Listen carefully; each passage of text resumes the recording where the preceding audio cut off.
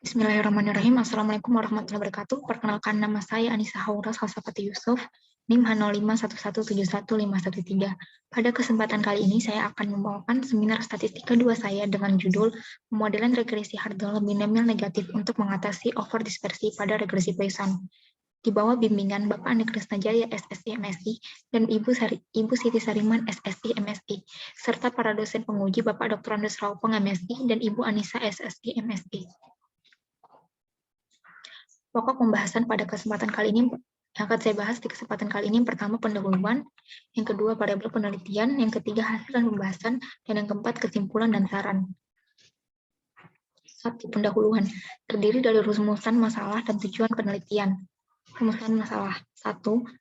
Bagaimana mendapatkan estimasi parameter model regresi Hartle binomial negatif dengan menggunakan metode maksimum likelihood estimation. Yang kedua, bagaimana modelkan data jumlah kematian bayi di Kota Makassar tahun 2017 yang mengalami overdispersi dengan menggunakan model regresi Hartle binomial negatif.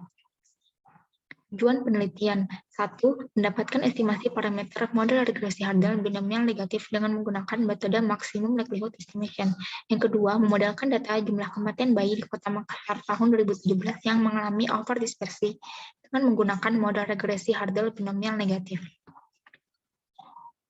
Variabel penelitian. Adapun variabel-variabel yang akan digunakan dalam penelitian ini, untuk variabel Y akan menggunakan data jumlah kematian bayi di Kota Makassar tahun 2017.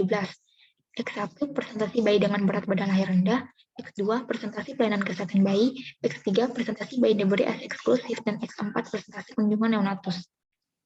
Hasil dan pembahasan.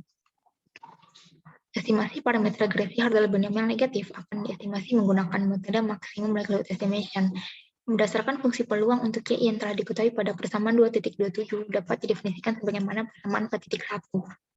Kemudian nanti fungsi dan likelihood akan dibentuk berdasarkan persamaan 4.1 dan diperoleh persamaan 4.2. Turunan pertama dari fungsi dan likelihood terhadap masing-masing parameter yang disamakan dengan 0 dapat ditunjukkan pada persamaan 4.3, persamaan 4.4, dan persamaan 4.5. Karena turunan fungsi dan likelihood, model regresi Hartle binomial negatif terhadap masing-masing parameter tidak dapat diselesaikan secara analitik, maka estimasi dilanjutkan menggunakan algoritma PFGS dengan langkah-langkah berikut. Yang pertama, menentukan nilai awal dari parameter yang akan ditaksir.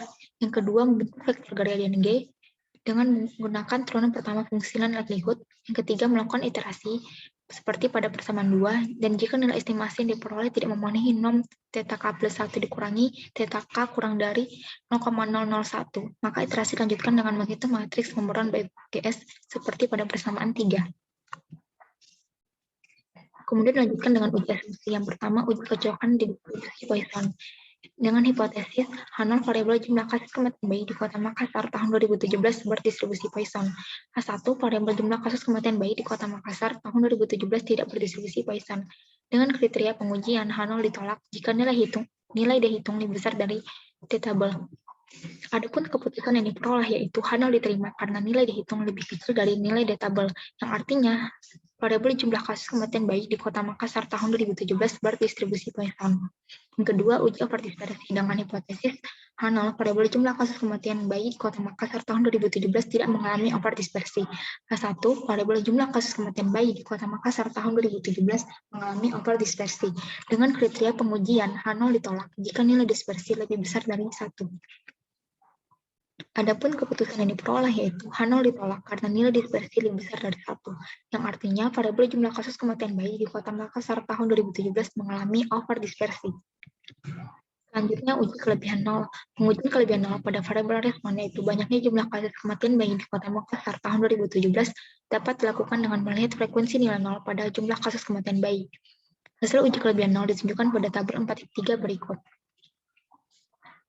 Persentase banyaknya nilai 0 yang ditunjukkan pada tabel adalah sebesar 52,17%, yang merupakan persentase terbesar daripada persentase nilai lain pada variabel respon, sehingga dapat disimpulkan bahwa data tersebut mengalami kelebihan 0 atau X-zeros.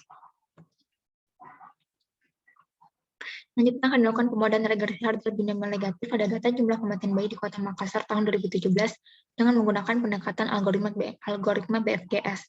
Hasil estimasi parameter beta duga dan delta duga ditunjukkan pada tabel 4.4 berikut. Adapun model regresi Hartle binomial negatif yang terbentuk berdasarkan tabel 4.4 adalah sebagai berikut. Untuk model zero Hartle diperoleh interpretasi. Pertama, setiap penambahan 1% bayi dengan berat badan lahir rendah, maka akan memiliki peluang untuk terjadinya risiko kematian bayi sebesar 0,48. Atau dapat dikatakan bahwa bayi dengan berat badan lahir rendah dapat mengurangi risiko peluang terjadinya kematian bayi sebesar 0,519. Yang kedua, setiap penambahan 1% pelayanan kesehatan bayi, maka akan memiliki peluang untuk terjadinya risiko kematian bayi sebesar 0,467. Atau dapat dikatakan bahwa pelayanan kesehatan bayi yang dapat mengurangi risiko peluang terjadinya kematian bayi sebesar 0,533. Yang ketiga, setiap penambahan 1% bayi ini beri-asa eksklusif, maka akan memiliki peluang untuk terjadinya risiko kematian bayi sebesar 0,483. Atau dapat dikatakan bahwa bayi ini beri-asa eksklusif dapat mengurangi risiko peluang terjadinya kematian bayi sebesar 0,517. Yang keempat, setiap penambahan 1% kunjungan neonatus, maka akan memiliki peluang untuk terjadinya risiko kematian bayi sebesar 0,538. Atau dapat dikatakan bahwa kunjungan neonatus dapat mengurangi risiko peluang terjadinya kematian bayi sebesar 0,461. Selanjutnya untuk model tanda kutip binomial negatif diperoleh interpretasi sebagai berikut. Yang pertama, setiap penambahan 1% bayi dengan berat badan lahir rendah, maka akan meningkatkan rata-rata jumlah kematian bayi sebesar 1,021 dengan mengasumsikan variabel lain konstan. Yang kedua, setiap penambahan 1% pelayanan kesehatan bayi, maka akan mengurangi rata-rata jumlah kematian bayi sebesar 0,916 dengan mengasumsikan variabel lain konstan. Yang ketiga, setiap penambahan 1% bayi yang beri-asa eksklusif, maka akan mengurangi rata-rata jumlah kematian bayi sebesar 0,931 dengan mengasumsikan variabel lain konstan. Yang keempat, setiap penambahan 1% bayi kunjungan neonatus, maka akan meningkatkan rata-rata jumlah kematian bayi sebesar 1,246 dengan mengasumsikan variabel lain konstan. Selanjutnya akan dilakukan pengujian simultan dengan hipotesis untuk masing-masing model zero Hartle dan truncated binomial negatif sebagai berikut. Dengan kriteria pengujian, H0 ditolak jika nilai J-hitung lebih besar dari nilai tabel C kuadrat. Adapun keputusan yang diperoleh yaitu bahwa tabel 4.5 menunjukkan nilai J-hitung yang lebih besar daripada nilai tabel C kuadrat, yaitu 9,488, yang artinya H0 ditolak. Penolakan terhadap H0 menunjukkan bahwa terdapat minimal satu variabel prediktor yang berpengaruh signifikan terhadap variabel respon. Selanjutnya akan dilakukan pengujian parsial satu-satu dengan hipotesis untuk masing-masing model zero Hartle dan model truncated binomial negatif sebagai berikut. Dengan kriteria pengujian, H0 ditolak jika nilai uji Wald lebih besar dari nilai tabel C kuadrat. Adapun keputusan yang diperoleh yaitu hasil pengujian signifikansi estimasi parameter model regresi HBN secara parsial untuk masing-masing model zero Hartle dan model truncated binomial negatif diperoleh nilai Wald lebih besar dari nilai tabel, yang artinya H0 ditolak.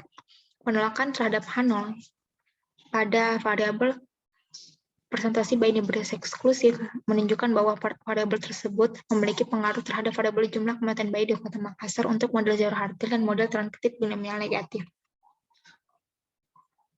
Selanjutnya akan dilakukan pengujian kembali, pemodelan kembali terhadap parameter yang signifikan, yaitu presentasi bayi beri-asa eksklusif, yang akan ditunjukkan pada tabel 4.7. Adapun model regresi HBN yang terbentuk berdasarkan tabel 4.7 adalah sebagai berikut. Untuk model zero Hartle, diperoleh interpretasi bahwa setiap penambahan 1% bayi yang diberi asa eksklusif maka akan memiliki peluang untuk terjadinya risiko kematian bayi sebesar 0,484, atau dapat dikatakan bahwa bayi yang diberi asa eksklusif dapat mengurangi risiko peluang terjadinya kematian bayi sebesar 0,516. Yang kedua, model truncated binomial negatif dengan investasi setiap penambahan 1% bayi diberi asa eksklusif, maka akan mengurangi rata-rata jumlah kematian bayi sebesar 0,942. Selanjutnya akan dilakukan pemilihan model terbaik yang akan diuji dengan memilih nilai AKIK Information Criterion Minimum yang dapat ditunjukkan pada tabel 4.8. Tabel 4.8 menunjukkan bahwa model regresi HBN dengan variabel yang signifikan mempunyai nilai AIC yang lebih kecil daripada model regresi HBN dengan seluruh variabel. Sehingga model regresi HBN dengan variabel yang signifikan, yaitu variabel presentasi bayi diberi asa eksklusif, lebih baik digunakan pada data jumlah kematian bayi yang mengalami overdispersi. Selanjutnya 4, kesimpulan dan saran. Kesimpulan, adapun kesimpulan yang diperoleh berdasarkan pembahasan sebelumnya, Yaitu yang pertama, estimasi parameter model regresi HBN diperoleh dengan model PI dan MUI yang diestimasi menggunakan metode maximum likelihood estimation menggunakan persamaan sebagai berikut. Namun karena turunan pertama masing-masing parameter yang masih mengandung parameter lain, maka digunakan algoritma BFGS untuk membantu memperoleh estimasi parameternya. Yang kedua, penduga model regresi HBN pada data jumlah bayi di Kota Makassar tahun 2017 adalah sebagai berikut untuk masing-masing model zero hurdle dan terketik binomial negatif. Kemudian untuk saran berdasarkan hasil penelitian ini yang dapat diberikan untuk penelitian selanjutnya adalah sebagai berikut. Yang pertama, untuk mengestimasi parameter regresi HBN dapat menggunakan algoritma lainnya. Salah satunya expectation maximization. Yang kedua, regresi hurdle fleksibel digunakan untuk mengatasi over dispersi dan under dispersi. Maka untuk penelitian selanjutnya dapat menggunakan data yang mengalami under dispersi. Daftar pustaka. Berikut beberapa referensi yang saya gunakan dalam penelitian ini. Demikian dari presentasi dari saya. Terima kasih atas perhatiannya. Wassalamualaikum warahmatullahi wabarakatuh.